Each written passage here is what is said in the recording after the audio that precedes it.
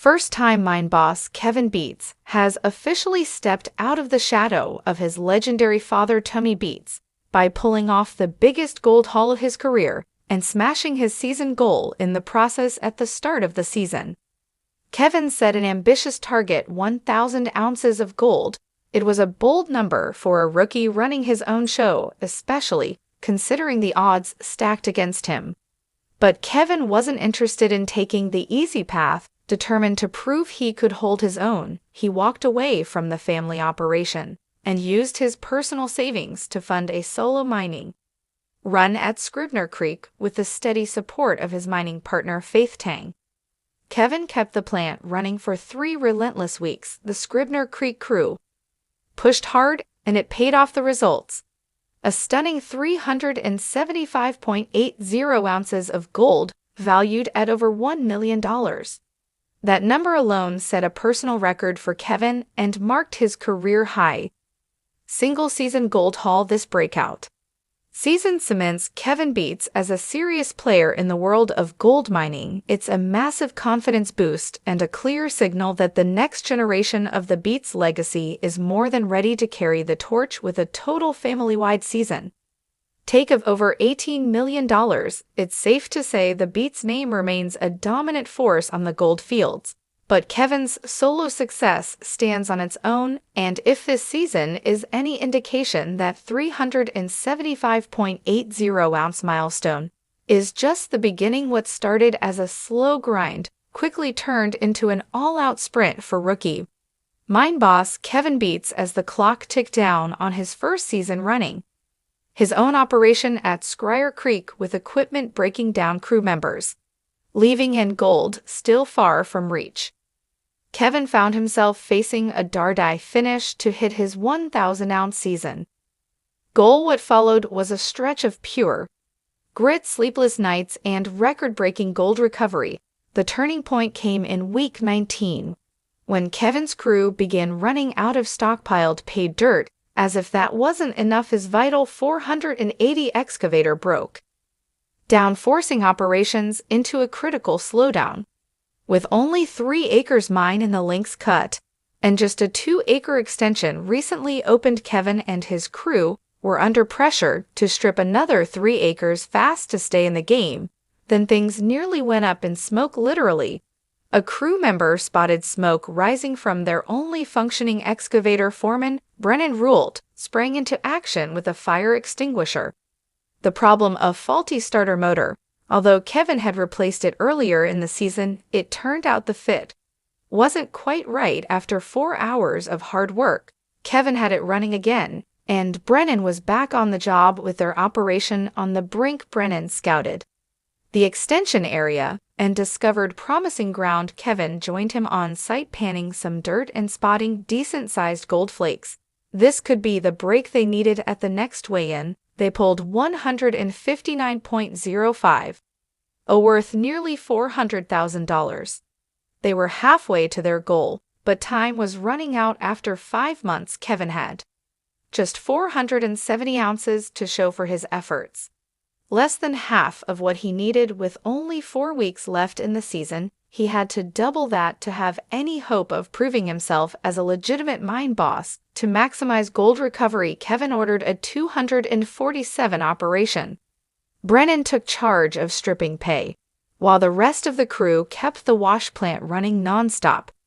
Kevin even brought in veteran miner and former bank manager Rick Johnson, who joined Hunter Canning for the overnight shifts. But the night shift wasn't without drama. At 2:32 a.m., Johnson's truck got stuck in deep mud, forcing Hunter to rush to his aid, then sprint back to keep the hopper filled or risk gold blasting straight out of the cell. The crisis was narrowly avoided, but the next morning brought more setbacks. Rocks clogged the pre-wash system, shutting down the wash plant again. Hunter had to dig it all out manually. After a grueling week of round-the-clock work, the results finally came in 205.58, plus an extra 4.14 ounces in nuggets. It was Kevin's largest single-week haul, ever valued at over $500,000, and brought his season total up to 680 ounces. But the sprint wasn't over yet. As Kevin approached the final weeks, his team started falling apart. Both Chase Drager and Hunter Canning had to leave the site for personal reasons, shrinking the crew during a critical push. Meanwhile, disaster struck again when the feeder belt shredded completely. The same belt Kevin had patched up just 7 weeks earlier, it now needed a full replacement. Kevin and the remaining crew managed to install a new one just in time to keep slewing during their final 3 weeks. With the season wrapped up, Kevin and partner Faith Ting joined the rest of the Beets family for the final gold weigh. The result of their final 3 weeks of slewing, a jaw-dropping 375.80, a worth just over $1 million. That pushed Kevin's season total to 1,056. The 1,000-ounce goal he had set for himself. It wasn't just a milestone, it was a statement. A declaration that Kevin Beets, once in the shadow of his famous father, had earned his stripes as a mine boss. The broader Beets family operation brought in over $18 million this season, but Kevin's rookie run stood out as one of the most impressive stories of the year. From breakdowns to breakthroughs, fire scares to record hauls, Kevin's sprint to the finish, proof that perseverance pays in gold. After months of relentless effort in the harsh Yukon wilderness, rookie mine boss Kevin Beets stood on the edge of a defining moment with the mining season at Scryer Creek officially wrapped. It was finally time to face the ultimate test, the final gold weigh. In what made this moment even more significant wasn't just the financial implications, it was the presence of his family. His father, Tony Beets, the legendary and non-nonsense patriarch of the Beets mining dynasty, stood nearby quietly, observing as his eldest son prepared to show whether he had what it takes to truly run his own mining operation. Kevin had taken a bold step this season, striking out on his own and managing a crew independently. It was a high-risk, high-pressure decision, and he had set the bar high to break even. His team needed to pull in at least 1,000 ounces of gold over the course of the season. With just 3 weeks of slewing left away, the magic number he needed at that final weigh-in was 320 ounces. Anything less, and the season would fall short of its financial goal. As everyone gathered around, the mood was tense but hopeful. The Beets family, well acquainted with the roller coaster nature of gold mining, knew that success could hang on just a few ounces. Kevin remained composed as the gold was poured onto the scale one by one. The numbers climbed: 100, 200, 300. The room was silent as the total inched closer to the target. Then it happened: 375.80. As the number was more than just a success, it was a statement. Kevin had done it. His final weigh was worth just over $1 million, a clear indication that all the hard work, sleepless nights, and personal sacrifices had paid off. Kevin exhaled deeply, visibly relieved.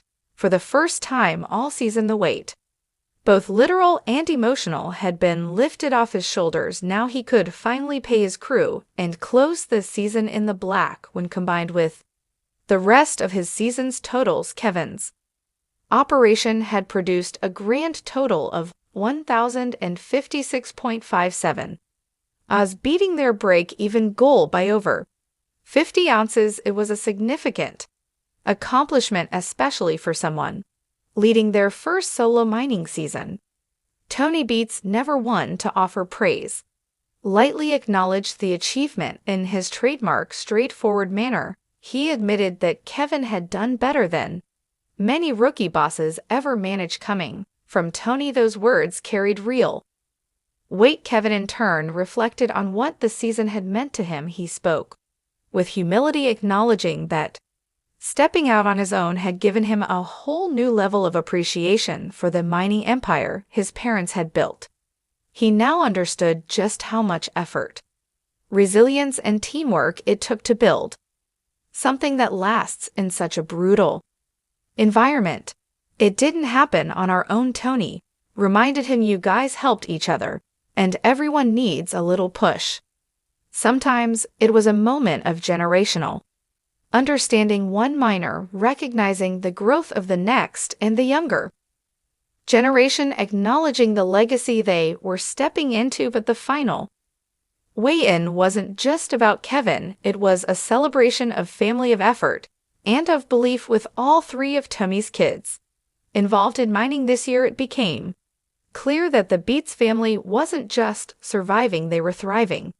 Collectively, the Beets family had pulled in 6,834 ounces worth, a staggering $18.3 million, their most successful season ever for Tommy. Seeing all of his children slewing and succeeding was a moment of pride as he looked around at his family gathered together after one of the most intense mining seasons. Yet it was clear that this was more than just a business, it was a legacy in motion. Kevin's success marked the beginning of a new chapter in that legacy.